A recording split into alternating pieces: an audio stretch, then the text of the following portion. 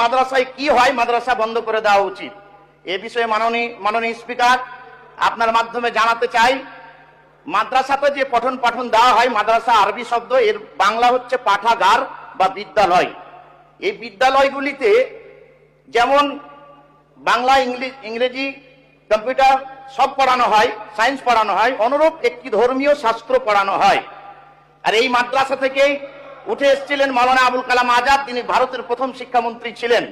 আর এই মাদ্রাসা দারুল উলুম দেওবান, যেটা 1866 সালে প্রতিষ্ঠিত হয়েছিল, সেখান থেকে ইংরেজদেরকে তাড়াবার জন্য আন্দোলন হয়েছিল এবং Sheikhul Hind Maulana Mahmudul Hasan silk letter movement, রেশমি রুমাল আন্দোলন করেছিলেন, তিনি এই মাদ্রাসা থেকেই পড়েছিলেন।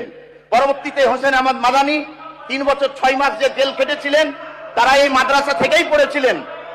তাই মাদ্রাসা সম্পর্কে যে কথা বলতে আপনাদের ভালো লাগে, বিদ্যুতের গতিতে শেয়ার প্রত্যেকটা ভাইকে দেখার সুযোগ করে দেন।